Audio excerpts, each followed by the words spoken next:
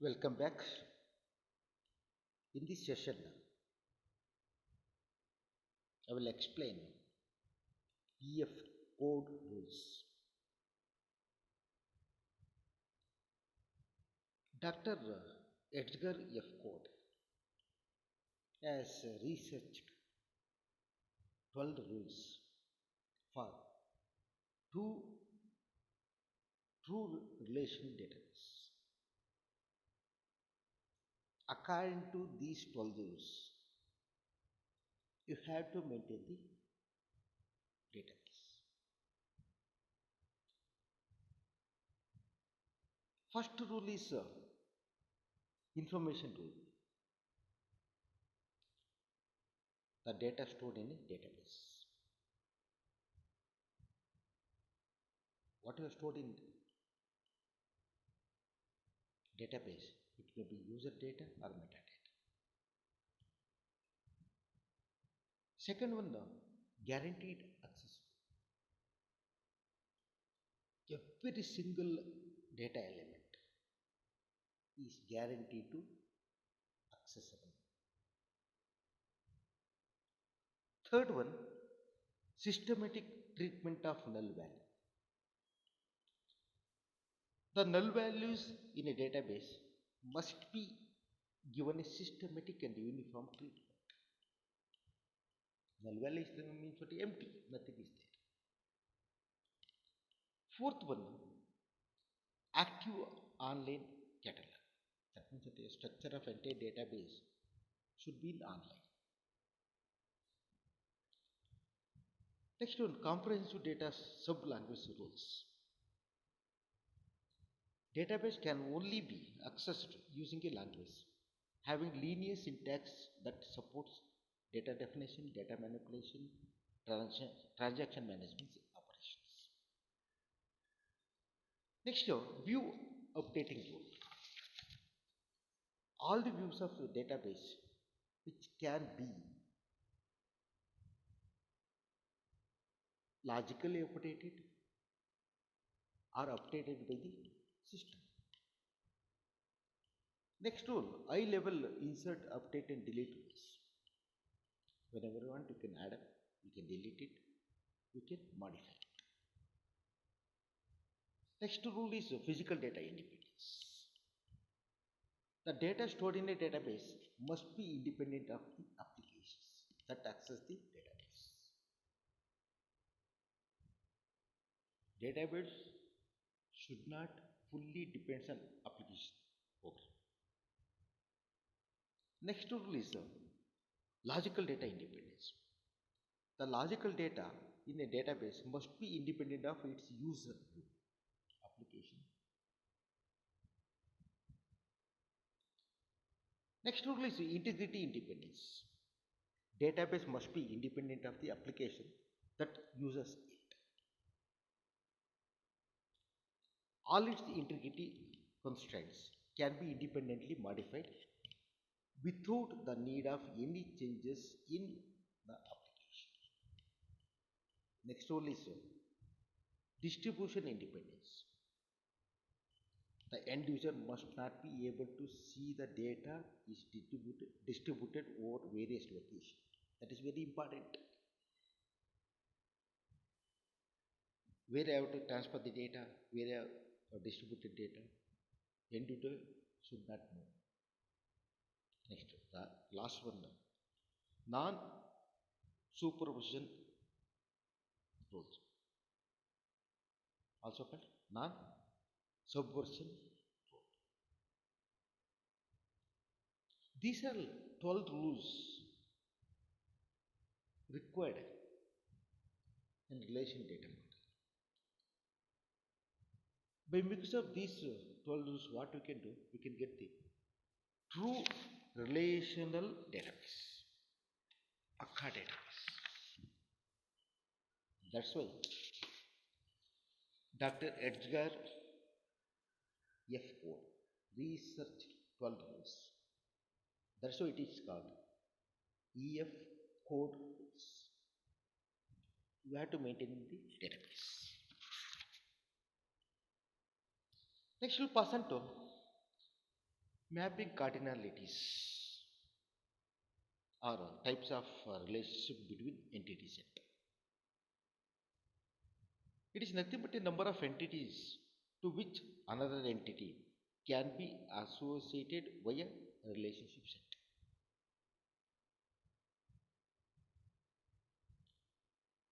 Here, no, there are many type of relationship are there. First one to one, second one to many, third one many to one, fourth one many to many. First, let us see one to one.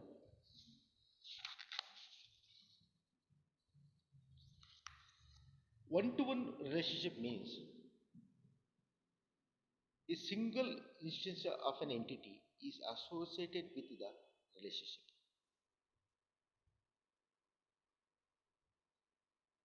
Suppose A is associated with B. This is one to one relationship. Single entity or attribute associated with only another single entity or attribute. That is one to one. One to many relationship. One entity is associated with other many entities. Suppose A is associated with X, Y, Z. This is one to many. Next, many to one. Many entities are associated with single entity. X, Y, Z are associated with A. Opposite of one to many. Many to many. Many entities are associated with other many entities. X, Y, Z are associated with A, B, C. These are all relationship site, relationship type. One to many, one to one, many to one, many to many. You see the figure here, already I explained, one to many. This is one to many relationship.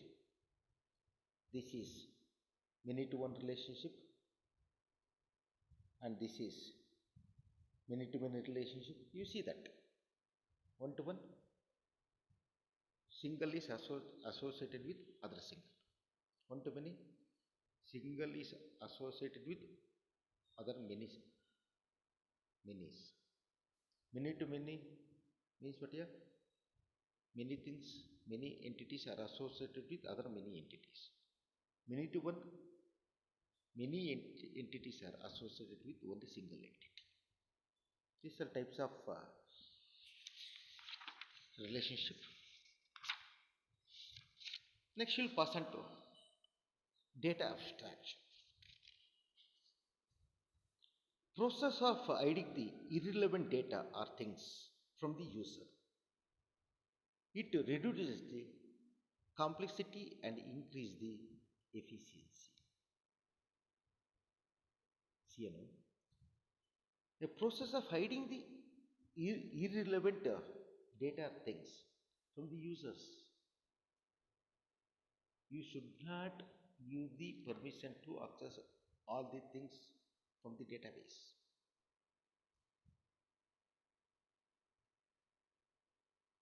What is data abstraction? Abstract view of data. What data is stored, how data is stored, where data is stored. Also, it increases the efficiency. There are three main aspects of abstraction. They are generalization, specialization, aggregation. Generalization.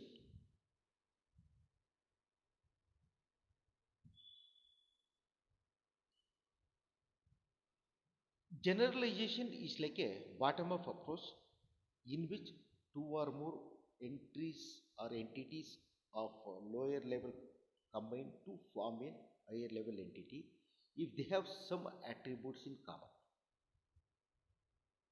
If there are common entities are there, their lower to higher level, upper level.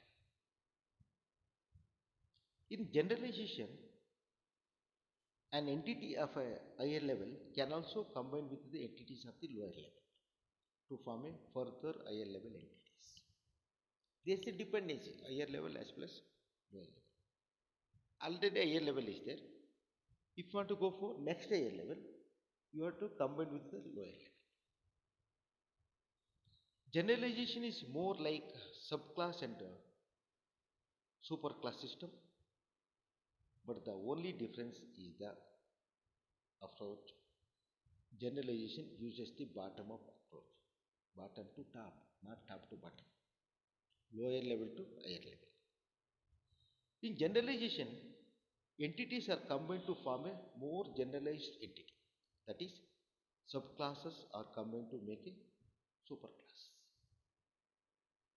If you know the C++, there is a superclass, subclass, there is inheritance. Here you can use the superclass, subclass and so on. Parent class, child class, like that.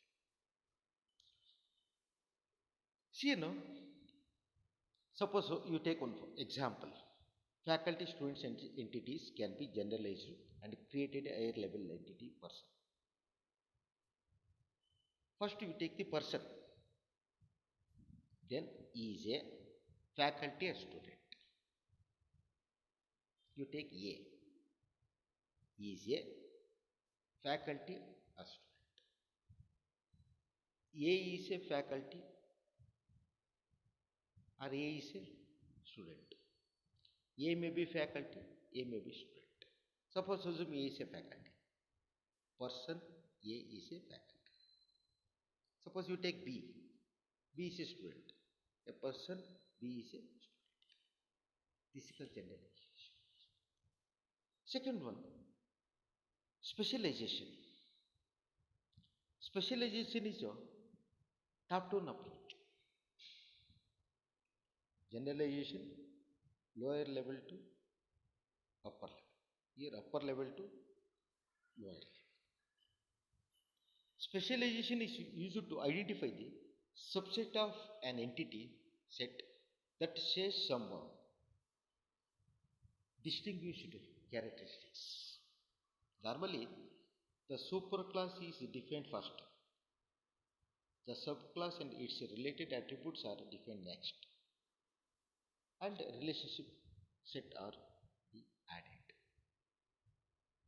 There, first subclass in the generalization, then superclass. Whereas in the case of specialization, first superclass, then subclass, then other things. You take one example. Employee is a developer or tester.